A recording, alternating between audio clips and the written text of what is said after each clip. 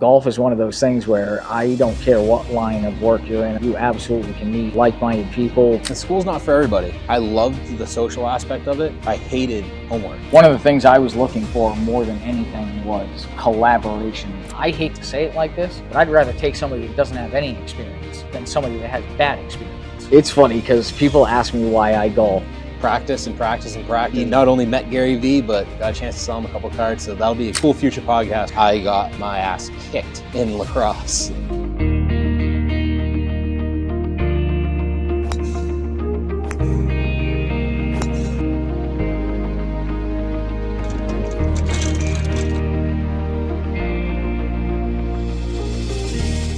Hey, what's going on? This is Chris from Greens and Golds, and I'm excited for you to check out this episode. This is what I'm calling my Spotlight series. So this is where I get together with local entrepreneurs, we go play some golf together, and then we sit down and do a podcast.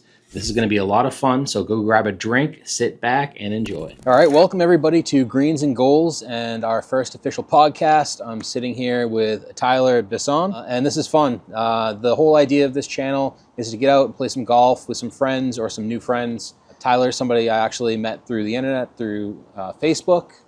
Over the last couple of years, we share some of the same similar beliefs in politics, the world, business, a lot of those things. So we got along good, and we actually got out to go play golf together today. So you'll see a little bit of that footage in this video.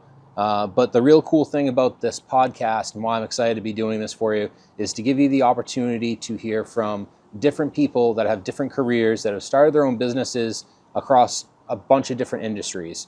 So Tyler is a finished carpenter. He's been working for himself for how long now? On and off for probably 6 or 7 years. It's one of those things where when you're doing it for yourself, there's a lot of failure. You know, one of the things I was looking for more than anything was a collaboration with other people. And it really wasn't until I found something like that where I was able to be, I guess what you'd call self-employed. Like, we all sort of count on each other to be there. Everybody that's a member of what we do is self-employed. And I'm a private contractor. I work exclusively for one company because they collaborate. It's a collaboration of, right now, 3 of us. We hire subs for certain things. We try to keep most things in-house. And, you know, it's sort of a slow process, for sure. Yeah. Well, I guess before we go too deep into his career, and for the people that are possibly interested in getting into carpentry, starting their own business, it's an awesome profession. If you're looking, just getting out of high school or younger or even, middle-aged, it's an incredible profession where if you're working for yourself, you can make very, very good money doing something like this. But we had a chance to get out and play golf today. We went to Breakfast Hill, which is a golf course in Greenland, New Hampshire. Absolutely gorgeous course. We had a lot of fun. Learned a lot, being one of the first videos that we're shooting for Greens and Golds on how to shoot video at the same time as playing golf and all that stuff. But we had a lot of fun. What did you think of the course today? That's one of my favorite courses around here. Bang for your buck, it's second to none, absolutely. Challenging, allows you to hit driver when you want to, challenges you with water, tighter fairways. Play quite a few courses around here, and that is by far one of my favorite ones. Yeah, no, it was a lot of fun. Started off a little shaky, per usual. If you guys are golfers, first tee can be a little tough. I drove mine straight out into the woods on the left when I expected it to fade back around, but no, it was dead straight. We had one of my friends, Dana, my roommate, there with us as well, hitting some balls, helping to do some filming. Off the top of your head, can you remember any of the shots you hit that were stuff to make you come back? That's what they say about golf is, there's always that one shot in the round where you hit it and it forces you to come back no matter how mad you were all day long. There's that one shot. It's funny because people ask me why I golf. I had my brother-in-law ask me the other day, he's like, I don't get it. Why do you golf? And I said that exact same response. I was like, out of the 100 strokes that I'm going to make over 18 holes, at least 100, that one. But honestly, it was, so I learned something really significant today. Neither one of us had good opening drives off of one. Mine hit 3 inches in front of the tee and proceeded to run into the rough before the fairway, and I remember you looking right at me and saying, hey, it's, 250 into the middle of the green. take something that'll put you 150 and leave yourself 100. And I had a par putt. I mean, I didn't make the par putt, but that was something that was interesting for me. It's a different way to look at golf. For a long time, I've looked at it like, hit the club you think you should hit the club that you think is going to get you to where you want to go. And it's a different approach to things. So that one kind of stuck out to me right on the first tee. I was like, okay, this will be different. Yeah, there's a guy I follow on YouTube, Your Golf Sidekick, I believe is his name. Awesome guy, and what he says all the time is find Texas, find Texas. And what he means is find the middle of the green, find the middle of the fairway, hit the shot that's going to put you in a position where you're going to have a good next shot. Yeah, aim small, miss small. You're not a professional golfer. I'm not a professional golfer. If you're watching this, there's a good chance that you're not a professional golfer. Yeah, I'm not. What you want to do is to give yourself an opportunity to hit a good next shot. Yes. So where you were 250 out, maybe you could have tried to crush a 3-wood in that situation. Sure. But that's not necessarily the smartest play. A 3-wood, you got a huge dispersion. But if you look at it and you're like, all right, I got 250.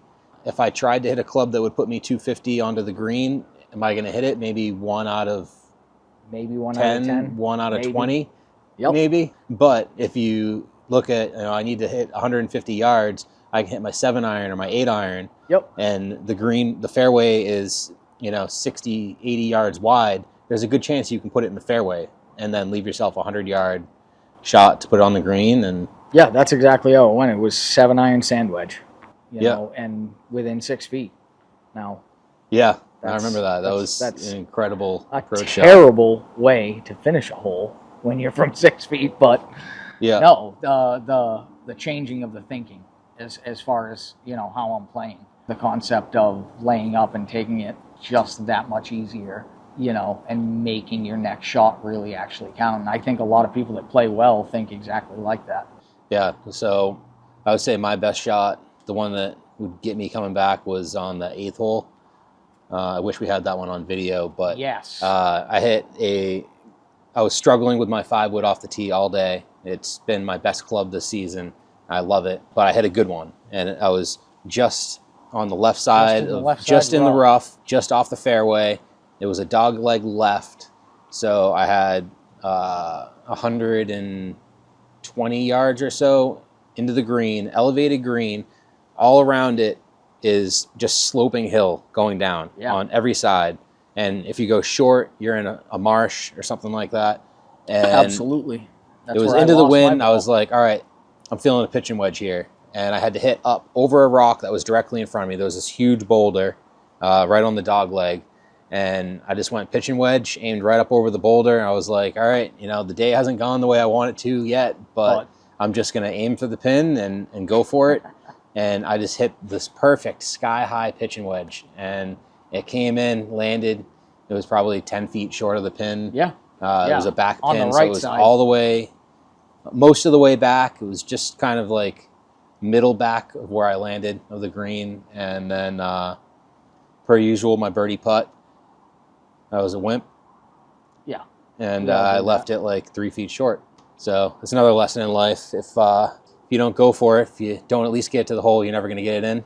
I should have gone and hit it 2 feet long as opposed to 3 feet short. That's a 5-foot difference. I definitely could have pulled that off. I'll tell you what, it showed the other side of that in my game today, because there were plenty of them blown right by the hole. Plenty of good opportunities, just right on past. I did see one thing that I'd never seen today. I think it was like a little painted turtle. Remember that? Yes. Laying its eggs right on the side of the cart path. We were driving by. I was like, it's a turtle. And we stopped real quick and show you guys the video. I got a real quick clip because I didn't want to bother the poor lady laying her eggs on the side of the cart path. But got a quick clip. I've never seen a turtle laying its eggs before, so that was a first. It was kind of cool. But all in all, it was a good round today. We had a lot of fun. And it's a great way to meet people with golf. I play a lot as a single. You play a lot as a single. I do. I've met so many people just this year. I've probably played 15 rounds by myself. Sure. And every time I go out, I get paired up with a twosome, a threesome. It's 2-3 new people right there that you get to meet. I'd say 75% of it ends up going good, where maybe even like 80% of the time, you end up meeting some really cool people. There's one guy I met earlier this year who's going to be on one of our future podcasts.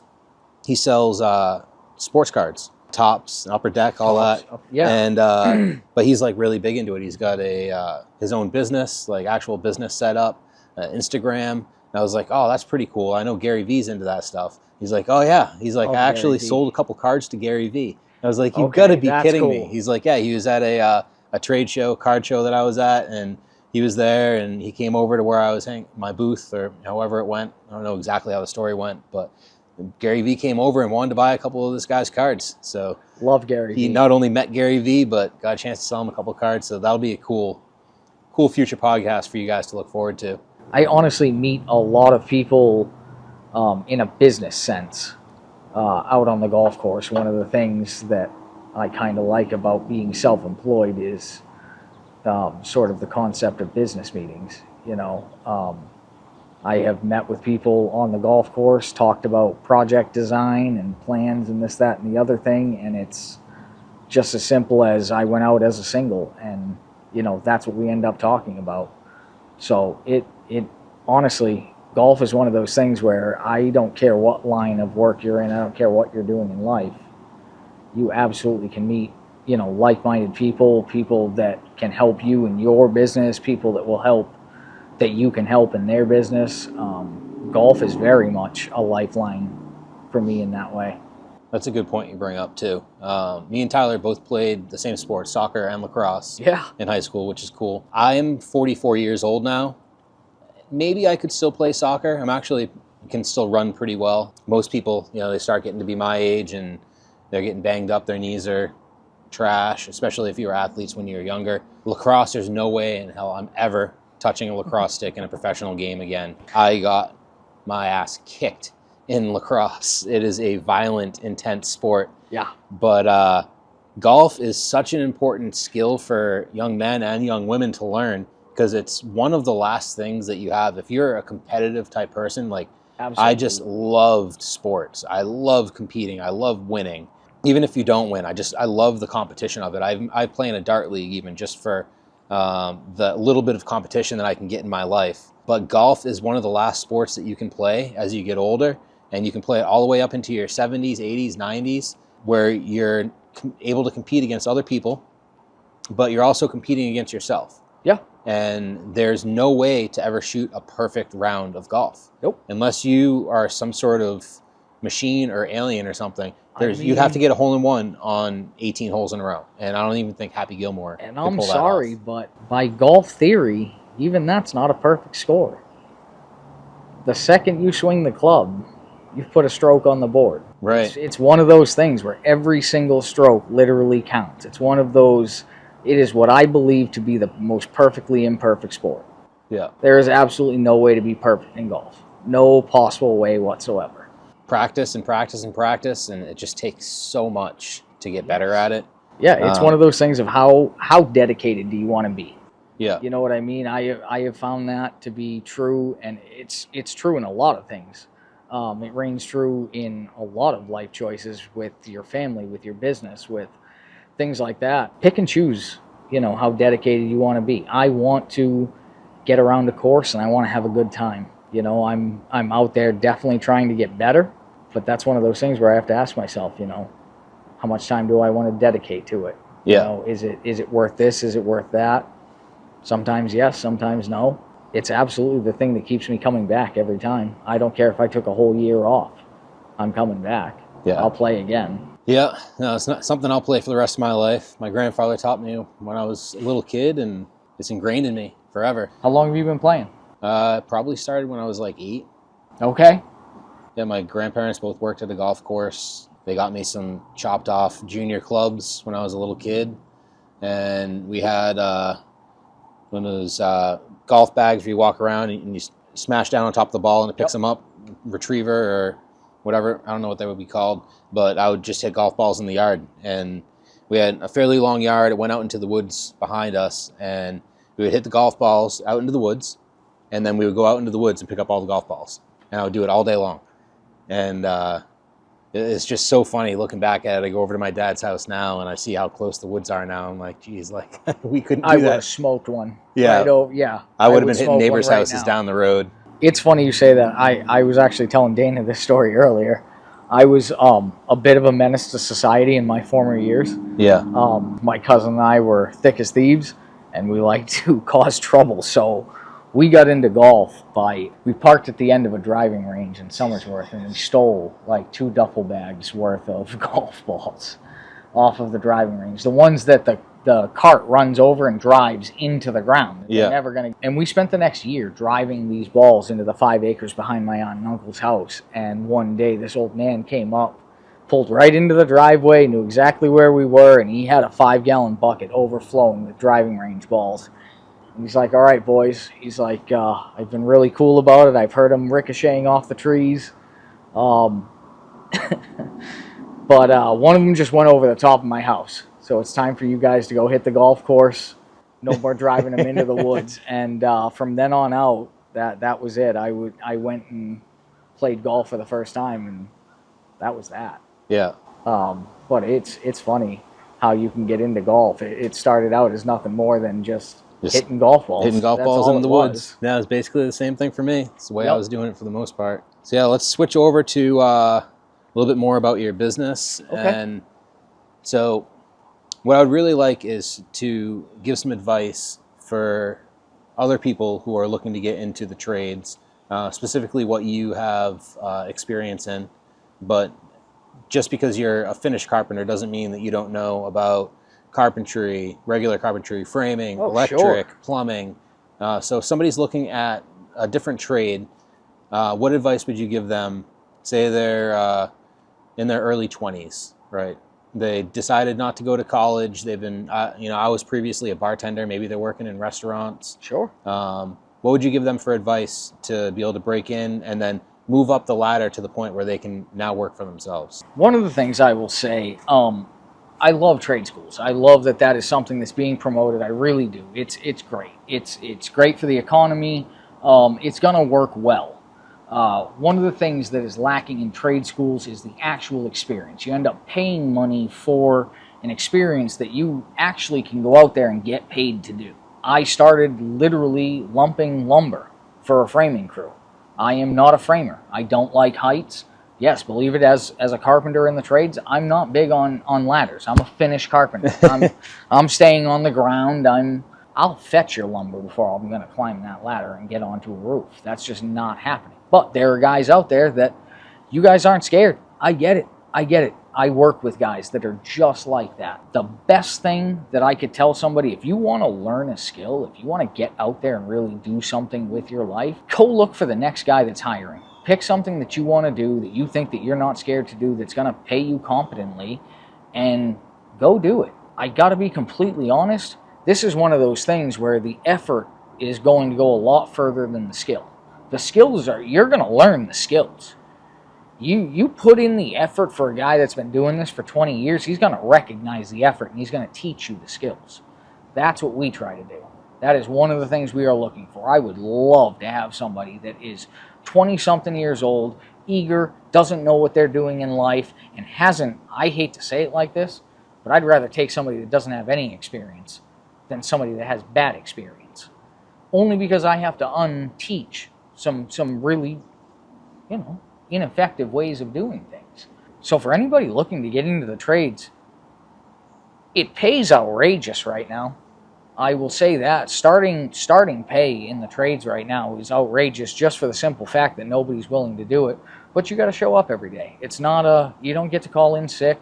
We don't get a whole lot of holidays and sick time and all of those things. We kind of bite the bullet on a lot of that stuff. But there's peace of mind in all of it, I'm home to my family at a reasonable time every day. If I have to miss some time for something, I'm a private contractor. I just work exclusively for one company. Yes, I have guys that tell me what to do. I don't care where you work. That's a reality. Doesn't matter what you do. Just because you own your own business, just because you're an entrepreneur, doesn't mean you avoid being told what to do. Yeah, for people looking to learn a skill, get out there and just find that job. Don't worry about going to trade school. If your parents can afford to put you through that, if you have put yourself in a situation where you can do that, fantastic. You are going to be that much further along. But this is one of those get your feet wet by jumping in kind of things. Yeah. the school's not for everybody. Agreed. You know, I Agreed. went to school, high school, graduated with my class. I'm really proud of that.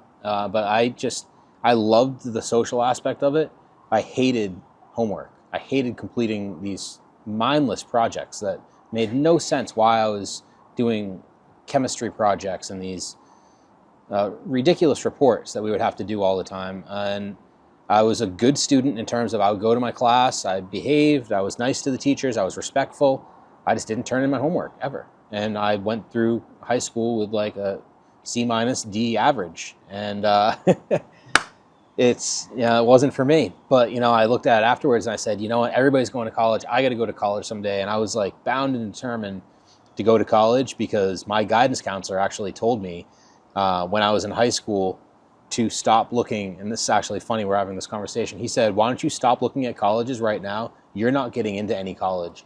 Pick a trade and go do that. And I was like, you know what, screw you, buddy. I was like, you're here telling me like that I'm a loser and that my grades are that bad that I'm not getting into any college ever. You know, he could have been like, you're going to have to go to a community college first, get your grades up there, do well there, and then you can go to the next school and you can go to the next school.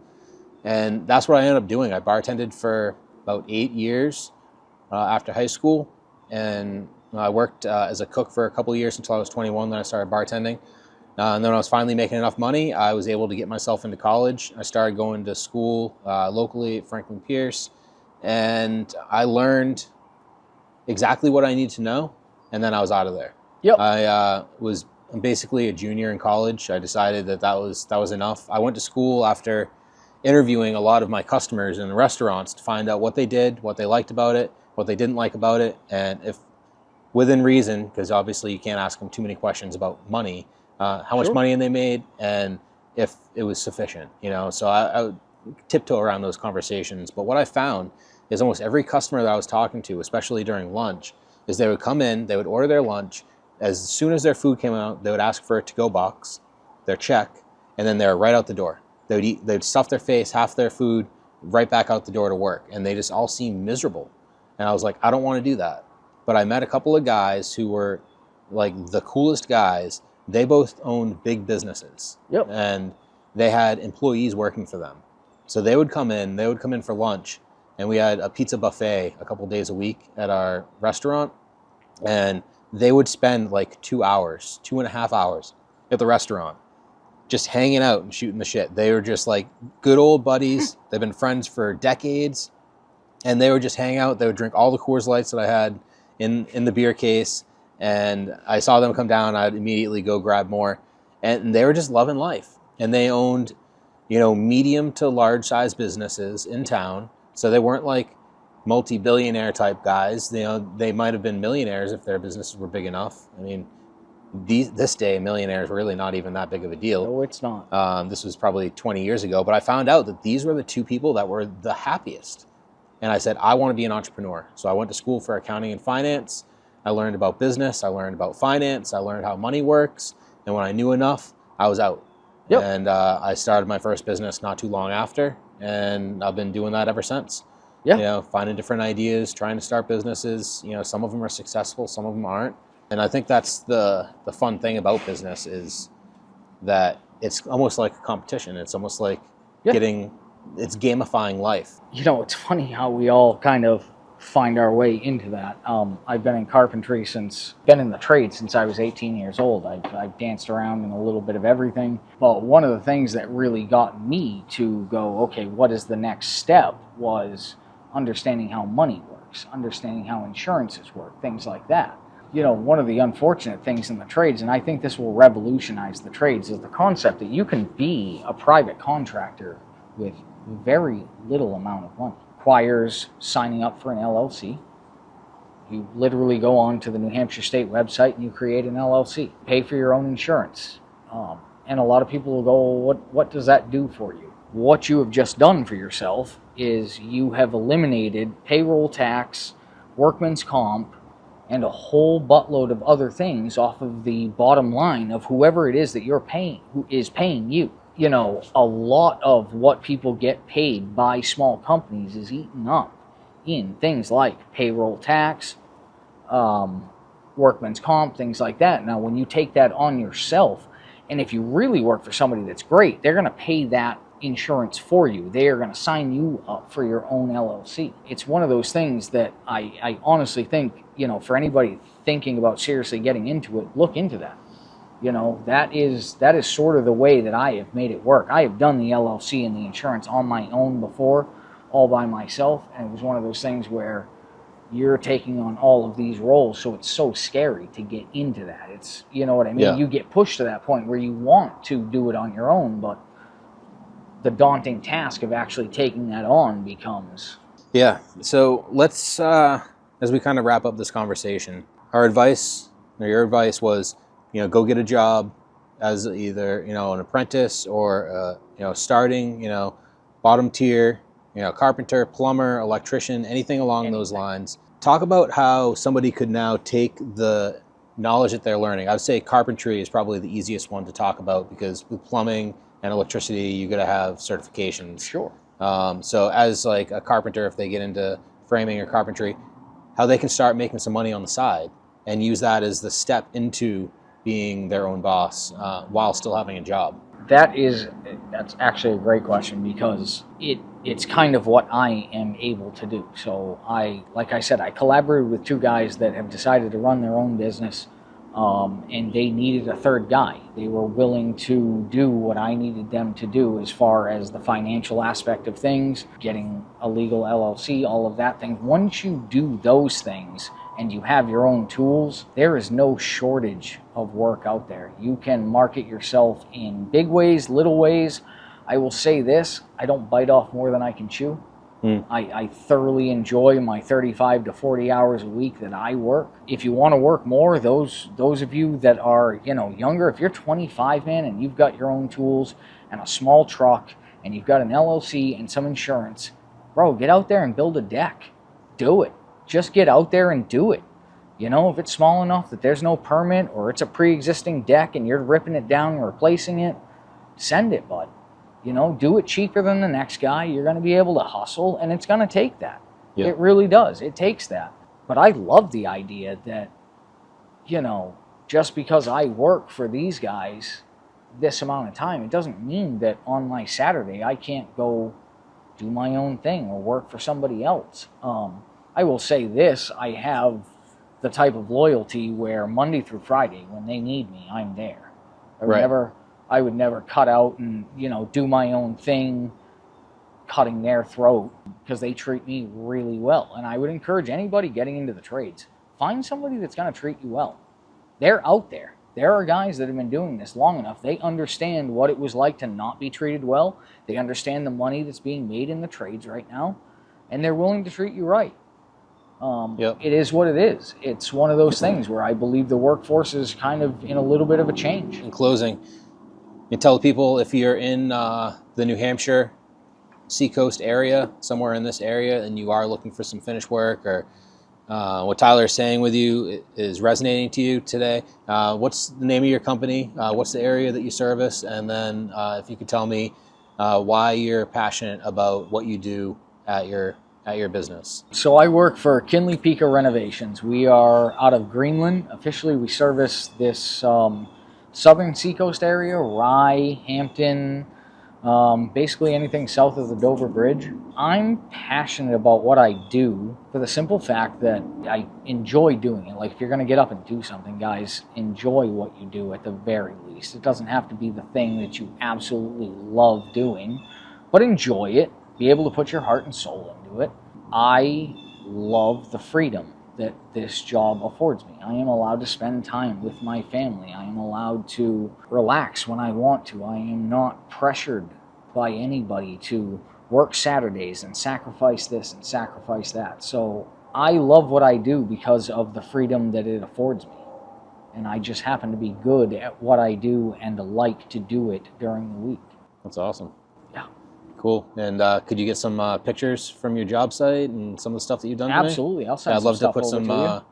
put some images of the type of stuff that you've done in the video. And other than that, it was great playing golf with you today. Likewise. Hanging out, having fun. Thanks for the burgers and Absolutely. the Corona. Yeah. And we'll see you guys on the course next time. And thanks for joining us at Greens and Goals. See you soon.